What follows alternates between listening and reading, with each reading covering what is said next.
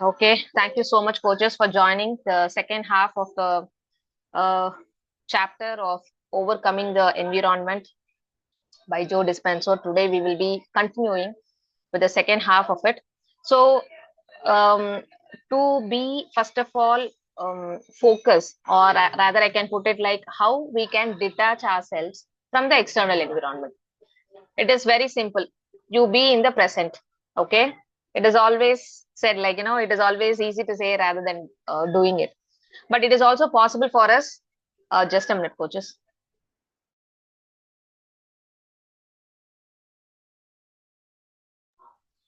Okay. This is an environment challenge for me. Kids at home and too much of TV volume. Yes. So, you have to be present first of all. Only then you will be able to detach yourself from the external environment. So, we always either live in the past or we always anticipate about the future, but hardly we be there in the present moment.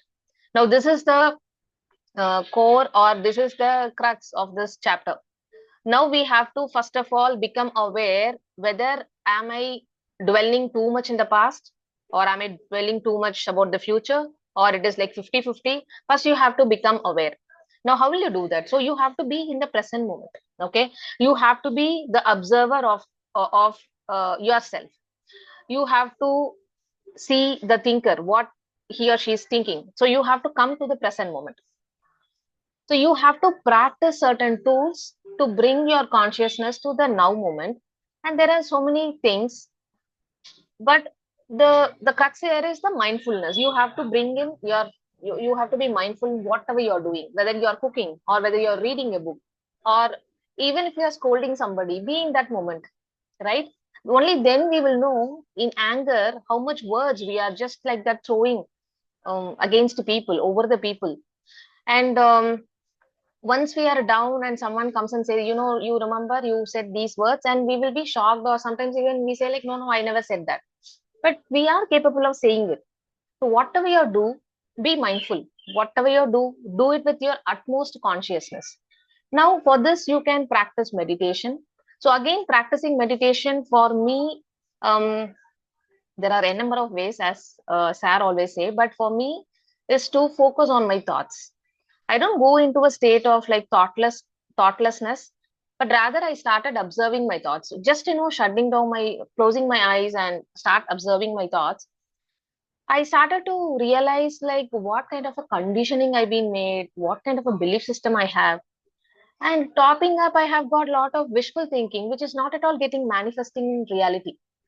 So practicing meditation is nothing but just to focus on your thoughts. Like, what thoughts, observe your thoughts rather than focusing, observe your thoughts and see how much energy you're giving it to those kind of thoughts. Okay. So now we will do some hands-on workouts, because I have heard many clients of mine who come to me say that, Revati, I've already read all these books, but I always feel surprised, like if they have read the book, why they are coming to me, still why they are into the pain, still why they have these imbalances. Then I got to know they read, but they don't put things into practice, or they don't know how to connect the reading, the knowledge, what they have gained from the book into their practical life. So I thought like I will combine this review along with an hands-on experience. So I want all of you to have the paper and pen. For this, you don't require a paper and pen. All that is like we need only you. Okay. So imagine like you are sitting in a beach and worrying about tomorrow, or just dwelling into the past, right? It doesn't make any sense. Say you are in a beach, you are connected with the nature, you have overcome the environment. It doesn't matter, right? How many of you are able to relate this? It's a paradox. Already we have overcome the environment. Ever thought this way? Sitting in a beach, sitting in a bar, but thinking about something else, worrying about something else. Don't you think you are already overcome your environment? Coaches, please. This is not a typical book review I want to do. I really want it to be interactive. Am I audible or not audible? Now I have a doubt. No response. You are audible, ma'am. Yes, okay, You're thank you. audible. Yeah. But please answer this question as well. How many of you actually experienced that? Sitting in a reception, but not at all connecting with the environment, going your consciousness somewhere else. Only Madhushri is experienced, I guess. So everybody is already there in the mindful state, is it? All the time, all the years. Okay, so now we will do some exercise. So I want all of you to just close your eyes. Okay, I really want you to close your eyes and then start taking comfortable breaths. Okay, just relax, just focus on the breath, comfortable breath, focus on. Inhale at your comfortable level and exhale at your comfort.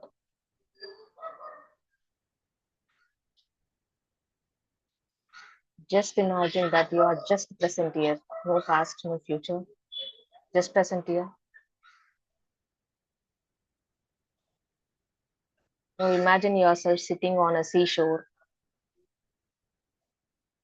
or sitting in a park bench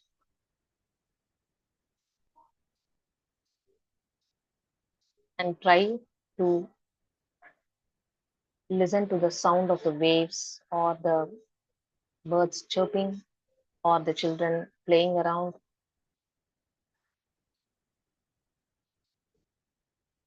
Just imagine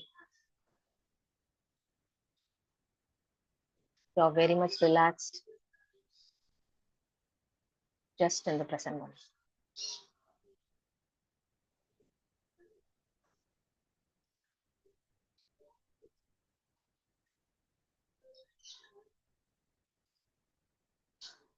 You're witnessing the waves, you're on a seashore, you're listening to the sound of the waves, or if you're on a park, on a bench, just imagine how greenish it is around you, how children are like playing without any worries, just happy faces, smiling faces.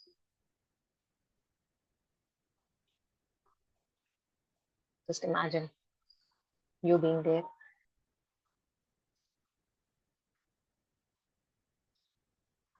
or just listen to your breath, focus on your breath, how deep you are inhaling or how shallow it is,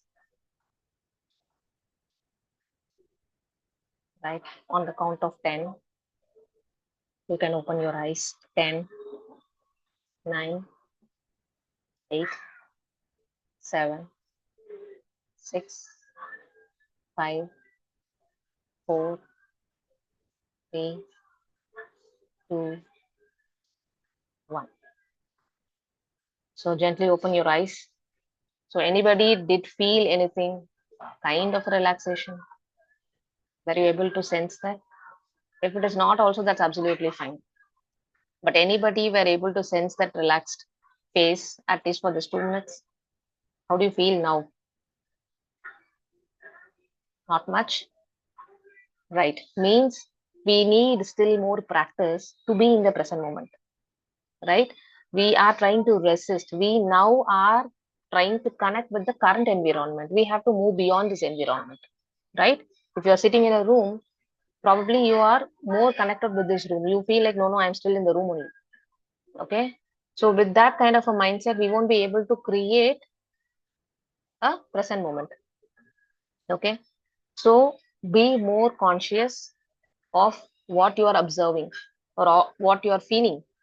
So when you think from your present moment, you can reprogram or rewrite a new story. Okay, at least 2 minutes before, if you were worrying something, and now after 2 minutes, you might get a small kind of hope. Okay, that this I can handle. That's what I feel, right? When that is a shift that's happening, at least instantly. Okay, that's a very brief period, right? So now next we will move on to reprogramming the mind. So once we bring our um, mind to the present moment, okay, now we have to reprogram the mind. So now how we can reprogram the mind?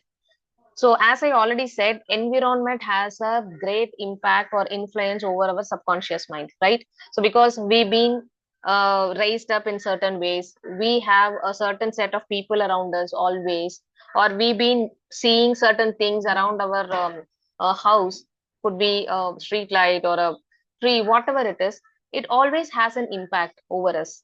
It is like kind of helping us to, just a minute, sorry.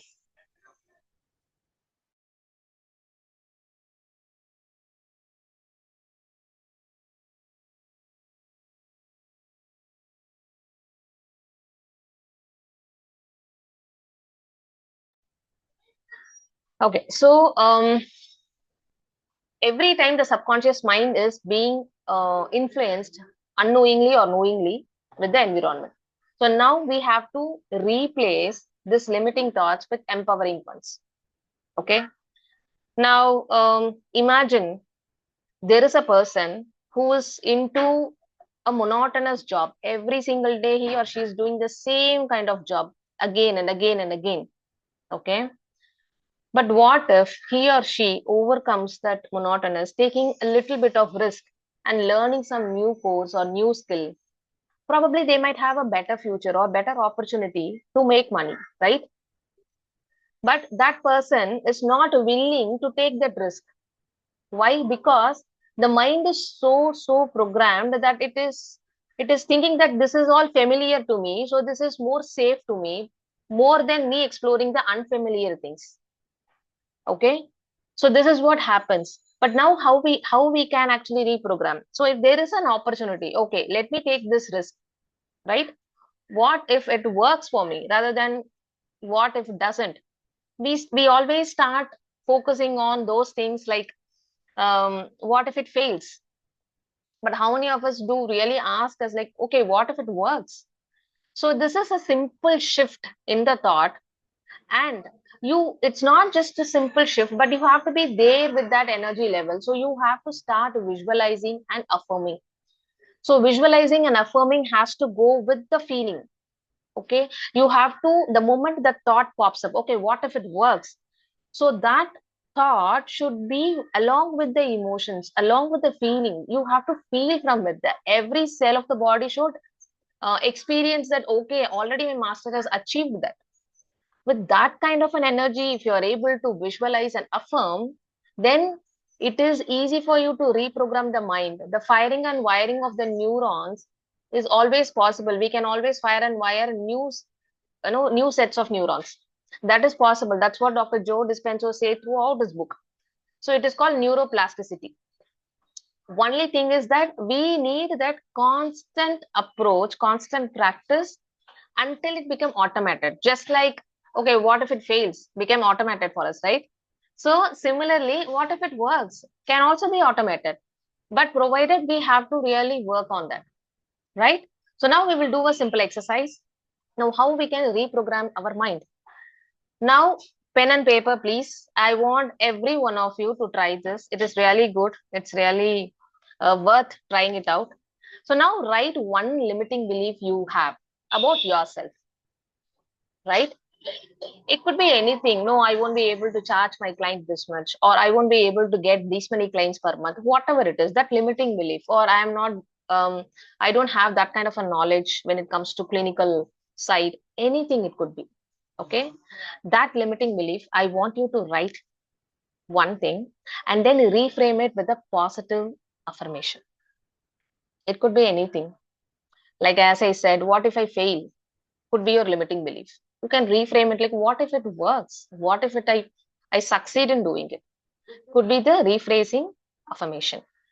And I want you to say it aloud. I mean, stay mute, but you can try it out. So please, everyone, write one limiting belief that is stopping you, which is becoming a big obstacle in your transformation, or it could be in your, the next level of life. You are not able to progress.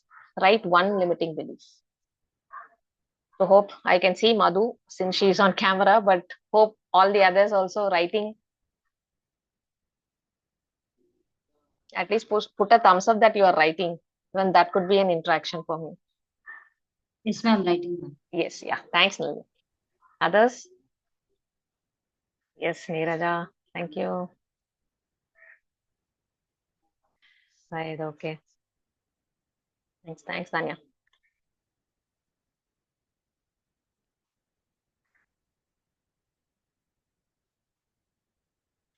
And also sense one thing, when you are writing that limiting belief and when you are reframing it, look how much resistance you hold when you reframe and put it as an affirmation.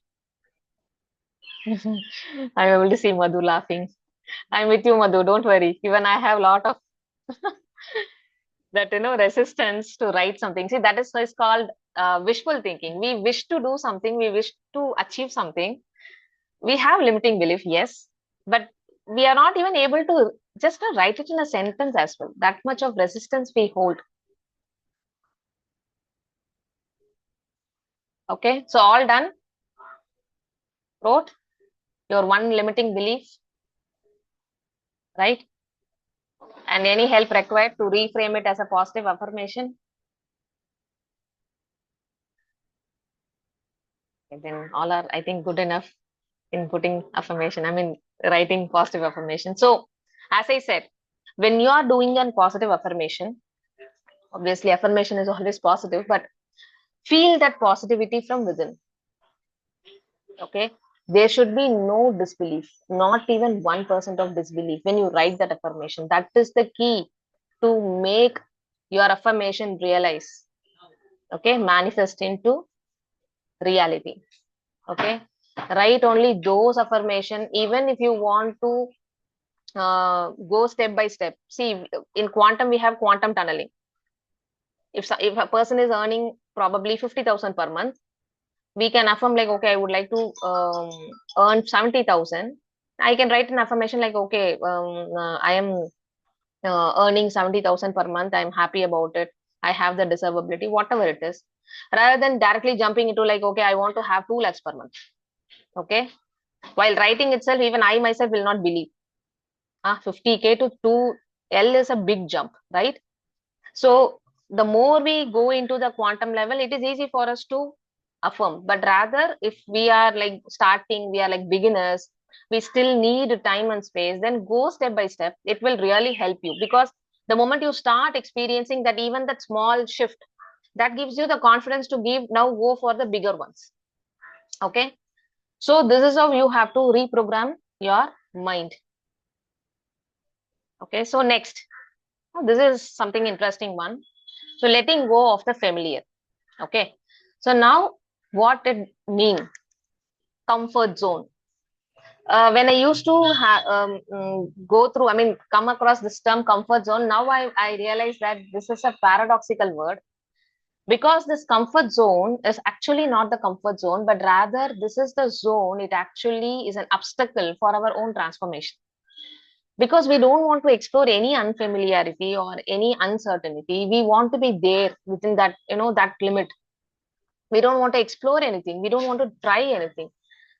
We termed it as the comfort zone, but it is the biggest obstacle for everybody's, that particular person's transformation. And we should be, first of all, open enough to embrace the discomfort. Okay, what is discomfort? Discomfort is nothing, just trying to explore what I don't know yet, is that discomfort zone. Okay, so now what you can do is you have to start exploring that discomfort zone. What is discomforting to me? And you have to be more curious in the process of self discovery. Okay, so that you have to start practicing the belief. Okay, today what I'm going to explore about myself. Okay, and just a minute, girls. I'm sorry. Terribly. Okay, so now I will tell you a very simple thing. If a person is there, okay, he or she wants to try something new, but the fear of failure or fear of attempting it itself is like dragging them or stopping them to attempt it. Here we have to work on that part of it. Okay, because as the story goes, that gold treasure story. So one person comes, the gold will be like 10 feet down, probably 8 feet he would have digged in, or 9 feet he would have digged in, and suddenly he felt like, okay, this is not the place, probably I'm doing it, I don't want to waste the time, or what if I keep digging and there is no gold, this will be a time waste. They don't want to take that chance. Okay, let me do something else. So he or she leaves it, and the next person comes digging it 1 or 2 feet down, and they get the gold. So this is something similar to that. Probably there could be, life is just waiting for you, just one step forward towards it.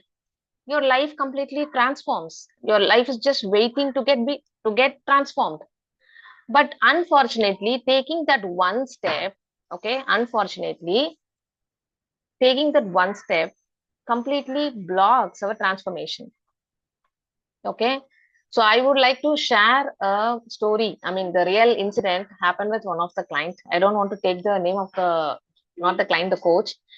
So I used to do this 2 p.m. session. So it happened long back, months together, long back. So that time I was reading this book. So I have a habit. Whenever I do read a book, I start talking about that to all the coaches, whoever I talk on a daily basis. So one day after this 2 p.m. session, during the 2 p.m. session, I was telling everybody that day only I was going through this chapter. So I told, now I want all of you to change your routine, and I want each of you to try something which you've been fearing of. And I will give you only 2 days time, and you have to come back and say like, okay, I did this. And one coach, she always have this hesitation to go to bank alone. Okay, she never goes to bank, and after this GPay and all, she hardly know how to handle bank things. Or either she takes her parents or she takes her sibling. So I told her, no, today you are going to explore, or otherwise I'll give you 2 days time. Within that, you have to go. And after going to the bank, she felt so happy, and she said like, ma'am, it was like I was very much skeptical whether I will be able to ask for challons, whether I will be able to ask for which a person should I have to talk in terms of these things. But to my amaze, I was able to do it with ease. Now I have got that confidence, and now I feel so. When she was coming out of the bank, she literally said, "I was blushing, ma'am. I felt like I've accomplished such a big task." Okay, so now all this time we were talking about exercise, but this time this is going to be a task for each and everybody. Now, I want you, all of you, to identify one action which you've been avoiding to take for years together, or months together, weeks together. It is immaterial.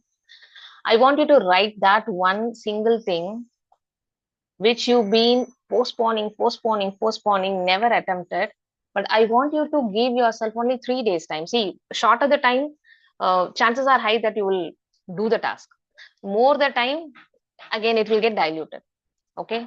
So identify one task which you've been fearing of, and do that at the earliest, maximum 3 days. I just mentioned as a week, but after putting it, then I felt like, okay, I shouldn't give the week time, but rather like 3 to 4 days maximum. So do that, right? Anybody would like to share what has been stopping you, what action you want to really take? Any one or two coaches you've been waiting for, and it's been like months and years, not yet done because of fear.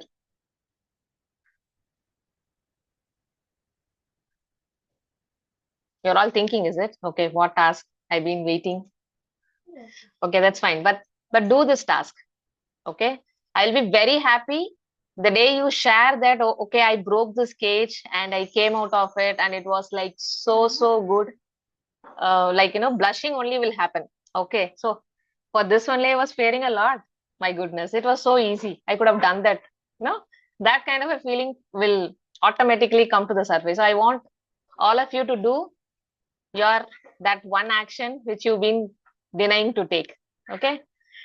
Right. So now we'll move on to the role of focus. So now, as I already said, we always focus on the certain things, and obviously, everybody in common, we always focus on fear. We always focus on failure, right? We always focus on people's judgment. Obviously, what you focus on, that grows. It's as simple as that. If a gardener is going to focus on the weeds are going to the grow, right? How much ever is going to water the plants. If he's going to focus on the weeds will get the attention. Remember, how many of you remember? I don't know, the double slit experiment. So the particle will behave as per the observer's perception. Okay. So whatever you focus, that will grow eventually. So you can ask me, okay, what if I focus on success? Obviously, you start attracting success because the energies are towards the success. So you rewrite the energy signature and you start attracting success. Okay. So shift your attention from the problem. Okay. If there is a challenge, see it as an opportunity.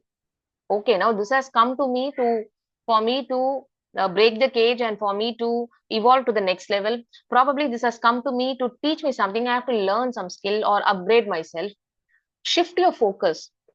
If there is a small shift in your routine, immediately don't panic. Oh my God, I won't be able to handle. No, you have to understand, like, okay, what best I can do in this situation. Focus on your opportunity. Focus on your scope, right? How much you will be able to perform, right?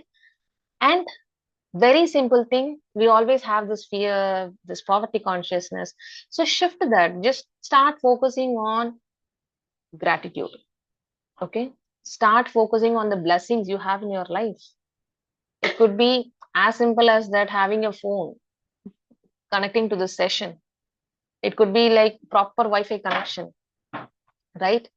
It could be like affording this internet connection, paying the bill, whatever it is, right? So you are blessed from the counterparts. So start focusing on the blessings and start writing those things which you have. Imagine if your washing machine doesn't work, how bad it will be, right? Right? Once home appliance is not working, it is under repair. Only then we realize the value of it, right? But we are so blessed that all the appliances are in good condition, whether we are maintaining it or not, still it is performing. We have to be grateful. Imagine if it is not working for a single day, the entire day goes haywire, right? We have experienced a lot of times. So how many times we have said a thank you to the washing machine? How many times we have said a thank you to the air conditioner? How many times to the tube light, to the fan, whatever it is, right? So now start focusing on those things which you have been using it every single day and which made your life so easier and comfortable. Okay. Again, paper and pen, and this is a exercise again. Now, right now, quickly, just to say thank you to three things. It could be even any person who helped you. It could be for today, or it could be from your past. But just to say thank you to three things right now. And make sure that you keep doing this gratitude journaling every single day. Either you wake up on your waking up or before you go to the bed. It could be any three things. Even it could be thanking your body, right? Thank every organ. Imagine there is a cut in your finger. Are we able to perform the same way, without the cut? No, right? With the cut, we are not able to perform. So we are hale and healthy. All the organs are like in full function mode. We are so blessed that we have a body which really is helping us to experience the life as a whole. So every body parts makes its own significance. We cannot take them as granted.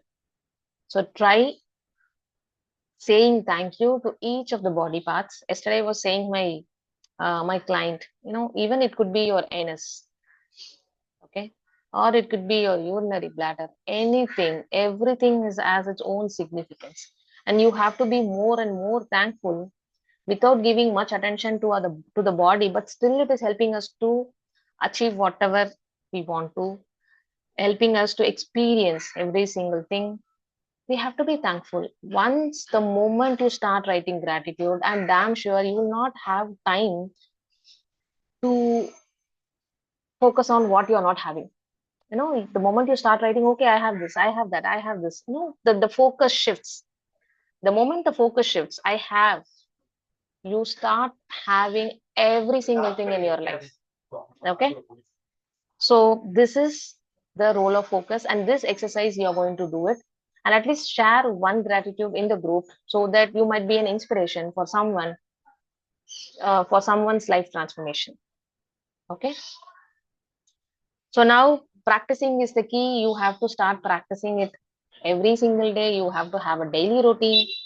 So now you have to start doing certain tools. So whatever I have told you, it could be meditation, it could be gratitude journaling, or it could be emotional block journaling. It could be anything, or watering the plants, going to the terrace, anything. But make sure that you have a different routine and you do it every single day. Okay.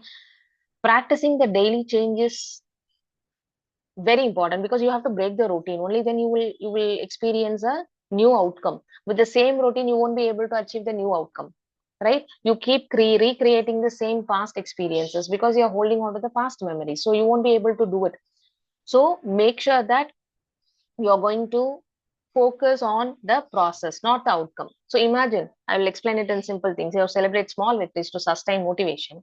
Now if there is a person who is a fitness freak, who is like, very much focused on fitness, if he is able to do all 7 days the workout, he will start celebrating, because he is not the person who is actually checking out the outcome at the end of seventh day.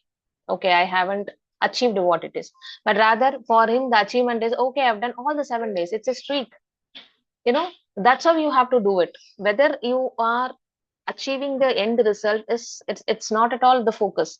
The focus is all about the process. The focus is all about the consistency, how much you are practicing every single day, or at least in a week. Okay, this week, last week it was zero, this week I was able to do it 3 to 4 days. Probably next week you will become better. Even if it is from 4 days to 5 days, still you have progressed. So celebrate that. Celebrate, okay, now today I was able to eat something which I was like thinking. Today finally I was able to put it into action. So every single thing, try to celebrate, try to appreciate. So now draft a daily routine. I don't want you to draft some 10 to 15 habits, but at least to draft just two habits that align with your goal. You will be having a goal, right? So that should align with your goal. Do that. If you want to be more fit or more healthy, so that is your goal, then do something like, okay, today onwards I will eat fruits every single day, or from today onwards I will at least have a 10 minutes walk. Just have two things, just to focus on doing it. Keep doing it, keep doing it. It is not about the outcome. It is all about how much you are able to stick on to it. Okay, because this is the um, thing that is going to show you, like, okay, now you are not anymore influenced by the external environment, because you are going to do, whether it is raining or winter, whatever it is, you're going to do it. Okay, so I have only one slide to go for. It is less than a minute, so please rejoin the same link once it is ended. Okay, so I'm just stopping the share. So anytime it will stop. I'm just waiting for it to stop. So how is it so far? Okay, relatable, doable.